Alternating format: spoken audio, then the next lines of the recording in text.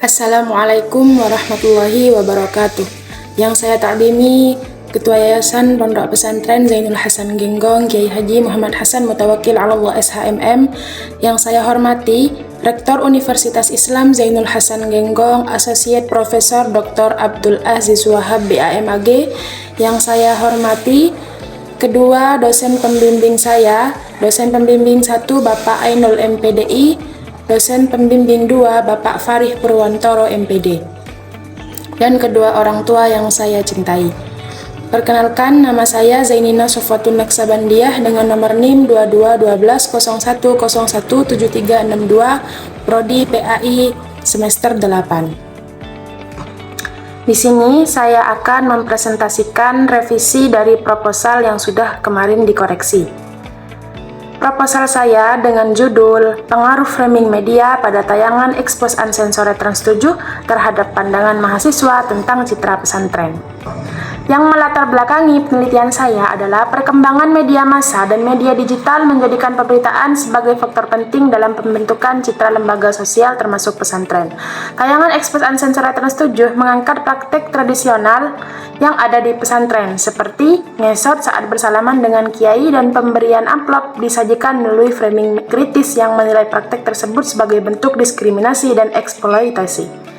Cara penekanan isu dan penyajian isu juga penyajian narasi dalam tayangan tersebut memicu kontroversi publik, kritik dari komunitas pesantren, serta teguran dari KPI yang menunjukkan kuatnya pengaruh framing media dalam membangun citra pesantren di masyarakat.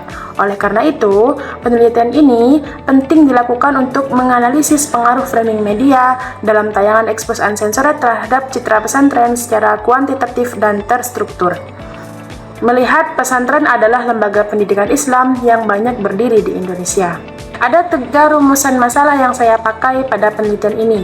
Rumusan masalah yang pertama adalah bagaimana framing media dalam tayangan investigatif Expose Uncensored Trans 7 menurut mahasiswa Fakultas Tarbiyah Universitas Islam Zainul Hasan Angkatan 2022. Rumusan yang kedua, bagaimana citra pesantren sebagai lembaga pendidikan Islam menurut mahasiswa Fakultas Tarbiyah Universitas Islam Zainul Hasan Angkatan 2022. Dan yang terakhir adalah apakah terdapat pengaruh framing media dalam tayangan Expose Uncensored Trans 7 secara signifikan terhadap citra pesantren sebagai lembaga pendidikan Islam di kalangan mahasiswa Fakultas Tarbiyah Universitas Islam Zainul Hasan Angkatan tahun ajaran 2022. Penelitian terdahulu. Dari penelitian terdahulu, penulis tidak menemukan penelitian dengan judul yang sama seperti judul yang dipakai oleh penulis. Namun, penulis mengangkat beberapa penelitian sebagai referensi dalam memperkaya bahan kajiannya. Berikut adalah beberapa penelitian terdahulu yang dipakai oleh penulis. Bab 2. Kajian teori. Ada beberapa kajian teori yang dipakai. Yang pertama adalah pesantren sebagai lembaga pendidikan Islam, kemudian yang kedua adalah citra institusi pendidikan Islam, dan yang ketiga adalah landasan teologis dan etika komunikasi Islam, dan yang terakhir adalah teori framing media menurut Robert N. Edman. Selanjutnya adalah kerangka berpikir. Kerangka berpikir penelitian ini didasarkan pada peran media massa dalam membingkai realitas sosial melalui penekanan isu dan cara penyajian berita. Tayangan Expose Uncensored Trans 7 membingkai praktik tradisional pesantren sebagai lembaga pendidikan Islam dengan narasi kritis yang berpotensi membentuk citra tertentu di mata halayak. Framing media tersebut diduga mempengaruhi citra pesantren baik dari aspek edukatif, moral, maupun sosial keagamaan. Oleh karena itu, penelitian ini menguji secara kuantitatif pengaruh framing media terhadap citra pesantren. Hipotesis penelitian. Hipotesis yang pertama adalah hipotesis nol. Tidak terdapat pengaruh yang signifikan antara framing media pada tayangan Expose Uncensored Trans 7 terhadap citra pesantren sebagai lembaga pendidikan Islam pada mahasiswa Fakultas Tarbiyah Universitas Islam Zainul Hasan Keraksan Probolinggo Angkatan 2022. Kemudian, hipotesis alternatif. Terdapat pengaruh yang signifikan antara framing media pada tayangan Expose Uncensored Trans 7 terhadap citra pesantren sebagai lembaga pendidikan Islam pada mahasiswa Fakultas Tarbiyah Universitas Islam Zainul Hasan Keraksan Probolinggo Angkatan 2022. Nah, hipotesis ini kemudian akan diuji secara statistik melalui analisis regresi linear untuk mengetahui pengaruh framing media terhadap citra pesantren sebagai lembaga pendidikan Islam. Bab ketiga, metode penelitian. Pendekatan dan jenis penelitian. Penelitian ini menggunakan pendekatan kuantitatif dengan jenis survei. Metode yang digunakan dalam penelitian ini adalah menggunakan pendekatan kuantitatif dengan metode asosiatif kausalitas atau kausal asosiatif.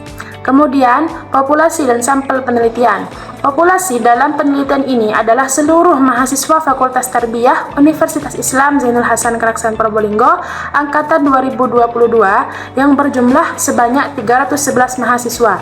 Kemudian, populasi tersebut berasal dari beberapa prodi, yaitu PAI, PBA, PGMI, PIAUD, dan MPI, dengan sampel yang diperoleh melalui rumus Solovin yang berjumlah 175 mahasiswa dengan tingkat kesalahan 0,05. Kemudian, teknik dan instrumen pengumpulan data. Teknik pengumpulan data yang digunakan dalam penelitian ini adalah kuesioner atau angket. Instrumen pengumpulan data dalam penelitian ini berupa kuesioner tertutup yang disusun berdasarkan indikator-indikator variabel penelitian. Definisi operasional. Yang pertama adalah variabel X atau framing media. Framing media adalah cara tayangan expose uncensored yang setuju menyajikan isu pesantren melalui penonjolan isu, intensitas penayangan, dan arah penyajian berita. Kemudian variabel Y yaitu citra pesantren adalah gambaran pesantren yang ditampilkan dalam tayangan expose uncensored dan setuju yang dapat diamati melalui representasi fungsi pendidikan, nilai moral, dan peran sosial keagamaan pesantren. Selanjutnya adalah uji validitas dan reliabilitas instrumen. Uji validitas pada penelitian ini menggunakan validitas konstruk, yaitu dengan melihat keterkaitan antara skor setiap butir pernyataan dengan skor total variabel. Teknik yang digunakan adalah korelasi person-product moment, dengan cara mengorelasikan skor masing-masing item pernyataan dengan skor total variabelnya. Uji validitas dilakukan secara terpisah untuk masing-masing variabel. Kemudian, kriteria pengambilan keputusan dalam uji validitas adalah sebagai berikut. Yang pertama, jika R hitung lebih besar daripada R tabel 0,05, maka butir pernyataan dinyatakan valid. Sebaliknya, jika R hitung lebih kecil atau sama dengan R tabel 0,05, maka butir pernyataan dinyatakan tidak valid dan tidak sah, digunakan dalam analisis selanjutnya. Nah, dalam penelitian ini, uji reliabilitas dilakukan menggunakan koefisien Cronbach-Alpha, karena instrumen penelitian ini berbentuk kuesioner dengan skala Likert, dan setiap variabelnya memiliki lebih dari satu butir pernyataan. Kriteria pengambilan keputusan dalam uji reliabilitas adalah sebagai berikut. Apabila nilai Cronbach-Alpha lebih besar daripada 0,60, maka instrumen dinyatakan reliable dan layak digunakan dalam penelitian. Sebaliknya, apabila nilai Cronbach-Alpha kurang dari 0,60, maka instrumen dinyatakan tidak reliable dan perlu dilakukan perbaikan atau penghapusan butir pernyataan tertentu. Yang terakhir adalah teknik analisis data. Tahapan analisis data dalam penelitian ini dilakukan secara sistematis. Berikut adalah teknik yang digunakan. Yang pertama, teknik dalam menganalisis data, yaitu editing data, coding data, dan yang terakhir adalah tabulasi data. Kemudian, teknik analisis statistik yang dipakai yang pertama adalah uji validitas instrumen, kemudian yang kedua adalah uji reliabilitas instrumen, yang ketiga adalah uji asumsi klasik, yang keempat, analisis regresi linear sederhana.